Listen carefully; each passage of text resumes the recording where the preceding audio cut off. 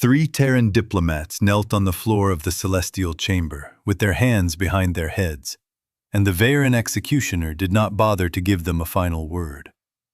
The first shot sounded like a heavy book dropped on marble.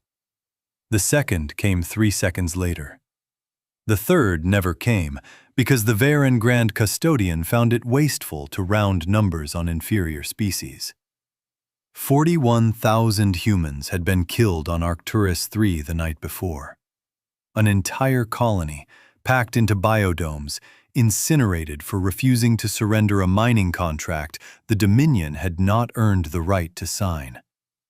The announcement had been delivered with a perfumed voice and a polished throat mic. The Dominion had called it a sanitation operation. They had called it necessary. They had called it, with infuriating precision, a courtesy. They had not called it war. Not yet.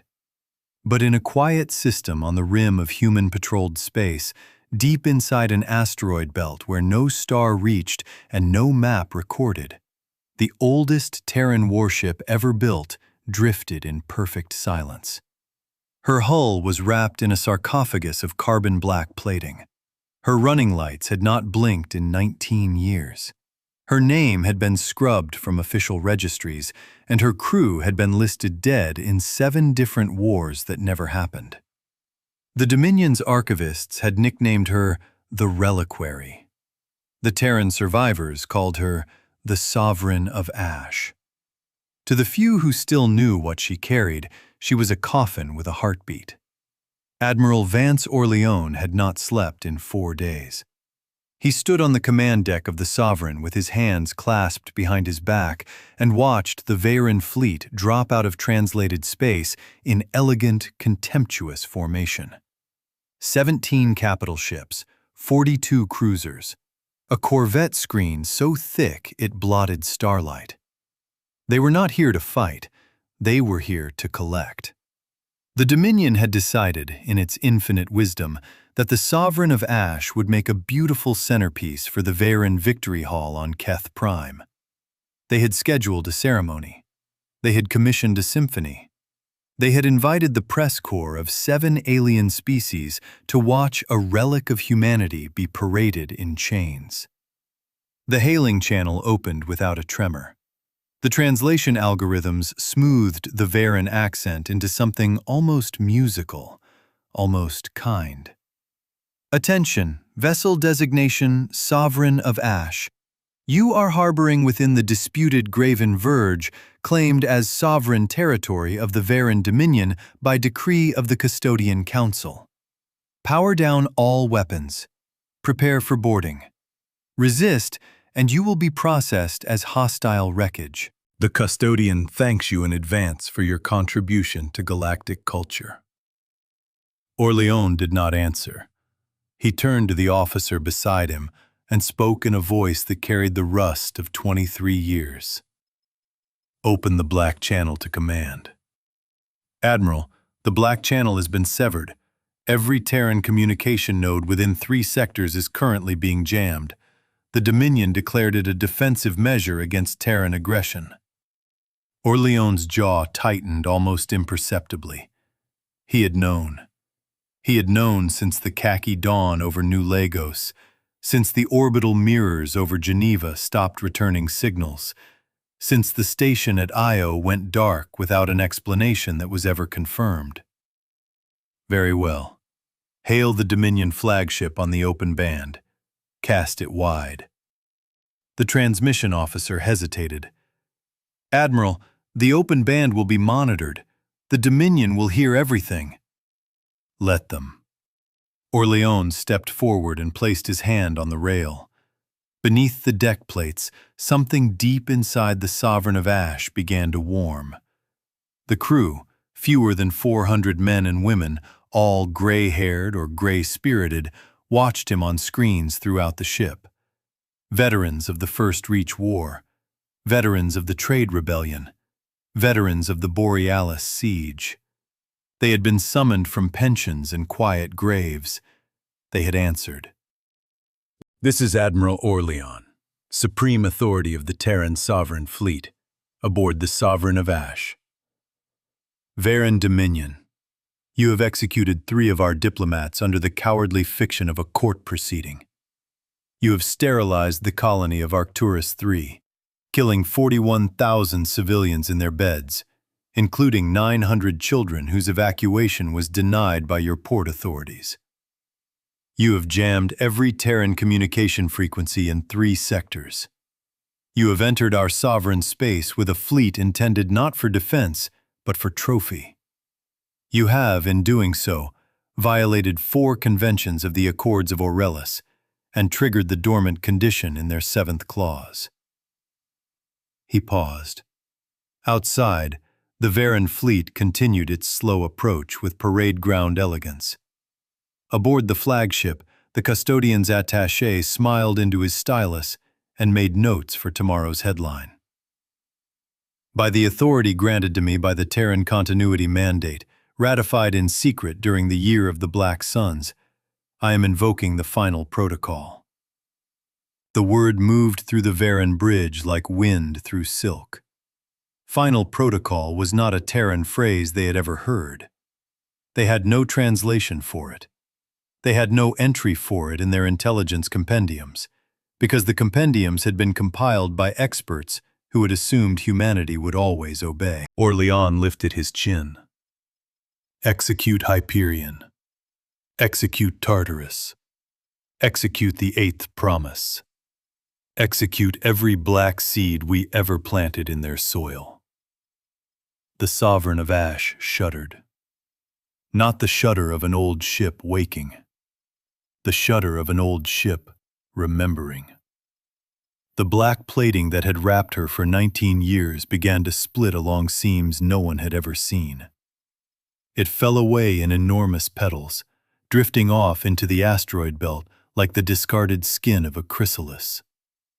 Beneath it, the actual warship began to reveal itself, and the Varen sensors began to scream. The Sovereign of Ash had never been decommissioned. She had been hidden. Her armor had been a costume. Her dereliction had been a lie 3 generations had maintained with their lives. Beneath the black plating, the Sovereign carried a frame of woven neutronium lattice, a main gun capable of rewriting the gravitational constant of a small moon, and a fusion forge that ran on the heart of a captured microsingularity spinning inside the keel. She carried, in her belly, something the Varen analysts had never catalogued because the analysts had never known to look. The Aegis Network. 11,000 autonomous weapons platforms, built in secret over 40 years, hidden inside cargo shipments of grain and steel and medical isotopes, seeded across 100 Varen systems by merchant crews who thought they were hauling fertilizer. The first platforms detonated on Keth Prime 17 seconds after Orlean's command. The anti-grav lattices beneath the Varen Victory Hall collapsed inward. The hall did not fall. The hall imploded, dragging 5,000 Dominion celebrants, including 3 custodian-class officials, into a cubic kilometer of compressed rubble. The hall had been scheduled to receive its trophy in 4 hours. The Varen fleet, still moving with parade ground elegance, began to receive fire from its own supply depots. The custodian's attaché, who had been smiling into his stylus, stopped smiling. Inside the Sovereign of Ash, Orlean watched the returns come in. Calm, almost mournful. His voice carried across the deck like a prayer delivered by a tired priest. They thought our gifts were gifts. They catalogued every Terran medical microchip, every Terran alloy fastener, every Terran seed bank cylinder. They tagged them. They sorted them. They stored them in museums of industry. They believed kindness came without cost. Outside, the Varen flagship fired its first true volley. The beams struck the Sovereign's neutronium lattice and failed to find purchase. The lattice accepted the energy, swallowed it, and converted it into additional rotational speed on the microsingularity. The sovereign grew stronger as they hit her. "Admiral, the Grand Custodian is hailing. Put him through." The voice that came on the channel was no longer perfumed. It was raw. It was wet. It sounded like something had just come loose inside it. "Admiral Orlean, you will stand down your weapons immediately, or the Dominion will annihilate your species.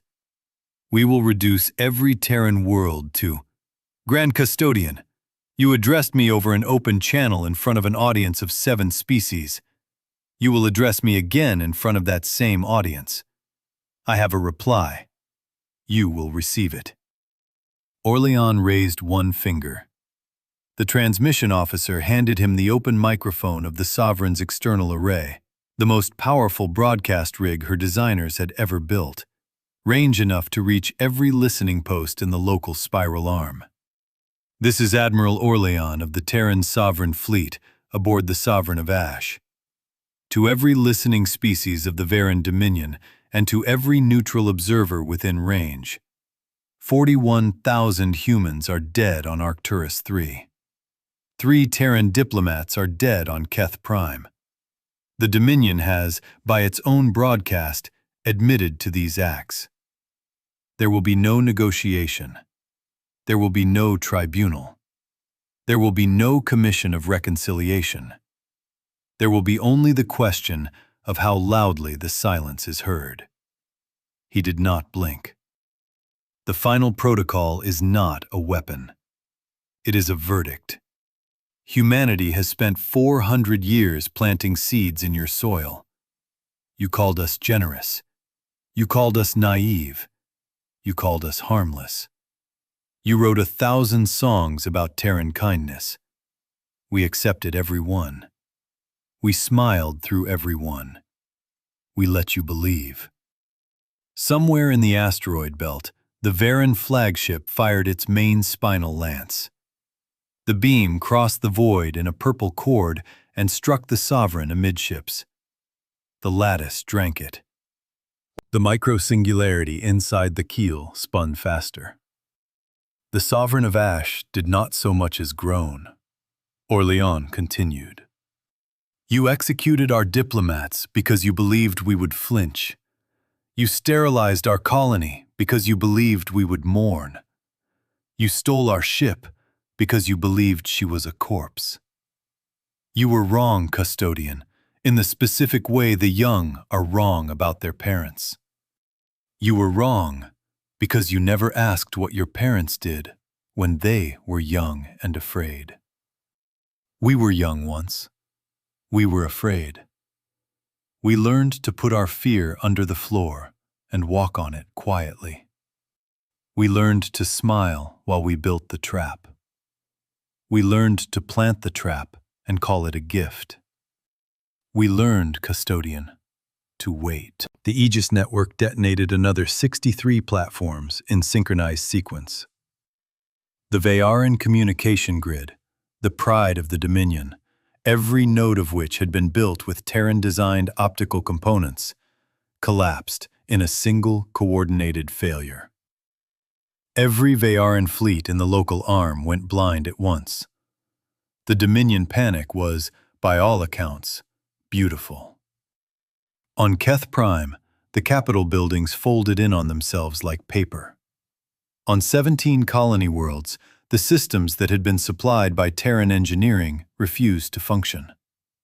On the border stations, weapons the Dominion had bought, traded for, or stolen over generations locked their own crews out and rotated toward their own command decks. The Sovereign of Ash fired her main gun.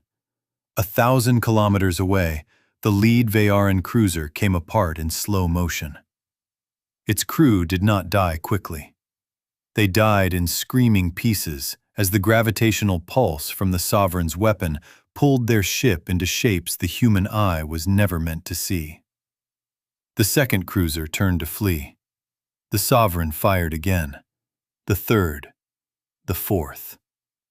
Aboard the Vayaran flagship, the Grand Custodian stared at his officers and saw, for the first time in his long and blooded life, the true color of the human species. It was not red. It was not gold. It was the pale, patient gray of old iron. Orleans let the firing continue. He did not smile. He did not gloat.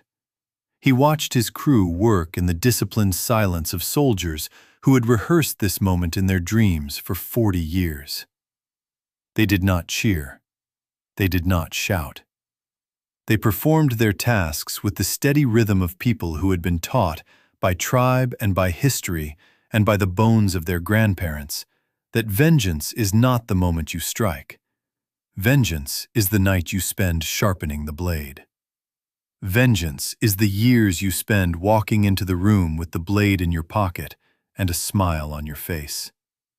Vengeance is patience, and patience is the only thing the galaxy had ever underestimated about humanity. The Vayaran fleet broke, not in retreat, in rout. Capital ships rammed cruisers to clear their own escape vectors. Corvettes abandoned their escorts. Commanders abandoned their crews. The custodian himself abandoned the flagship in a personal shuttle, never to be seen alive again by anyone who lived to write it down. The Sovereign of Ash did not pursue. She did not need to. The final protocol had only begun. Across the local spiral arm, the Aegis network performed its slow work. Varan supply depots collapsed. Varan defense batteries retargeted their own cities. Varan research stations lost power, then containment, then atmosphere. Terran-built components delivered the catastrophe with the dispassionate efficiency of components do not care who their owners are. The neutral observers, listening on every channel, heard nothing for 53 minutes. When Orleans spoke again, his voice was quieter than before. The Dominion believed humanity had forgotten how to suffer. The Dominion believed humanity had learned to be soft. The Dominion believed, after 4 centuries of Terran smiles and Terran aid and Terran apologies, that we had finally become the species the galaxy wished us to be. We had not. We had only become patient. And patience, custodian, is the one weapon you never bothered to defend against. He stepped back from the rail. He did not issue another order. He did not need to. Every officer on the deck understood what came next. The Sovereign of Ash held her position, her ancient weapons quiet, her micro-singularity humming at a pitch only the most sensitive instruments on the Varan side could still detect. She had spoken. She had bled no further blood. She had left the rest of the work to the seeds. 2 days later, the Varan Dominion issued an unconditional surrender. It was delivered by a junior attaché because every senior official capable of signing such a document was already dead. 3 weeks later, the 7 neutral species of the local arm convened an emergency session. They drafted a new charter. They renamed the disputed Graven Verge the Sovereign Sanctuary. They placed the system under joint Terran custodianship.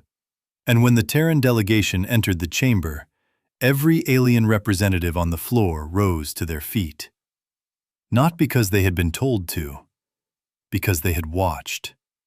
Because they had watched the oldest Terran warship ever built drift out of an asteroid belt like a bride out of a cathedral. And they had understood, finally, what it means when a species smiles for 400 years. Admiral Vance Orleans stood on the command deck of the Sovereign of Ash as the new charter was read into the public record. He did not smile. He watched the Varan attaché sign the surrender with a hand that shook. He watched the neutral delegates look at him with something that was not yet awe, but would soon learn to be. He watched his old veterans stand at their posts, spines straight, eyes clear, mouths closed, every one of them thinking of someone they had lost to make this moment possible. He lifted his chin and spoke one last time to his fleet. Return to harbor. Stand down the network. We are done walking into rooms. He turned from the rail. The Sovereign of Ash hummed. Her hull, stripped of its black sarcophagus, caught the distant starlight on her neutronium lattice and held it. She did not shine. She endured. And the galaxy, finally, learned what humanity had always known. The patient ones are the ones you never see coming.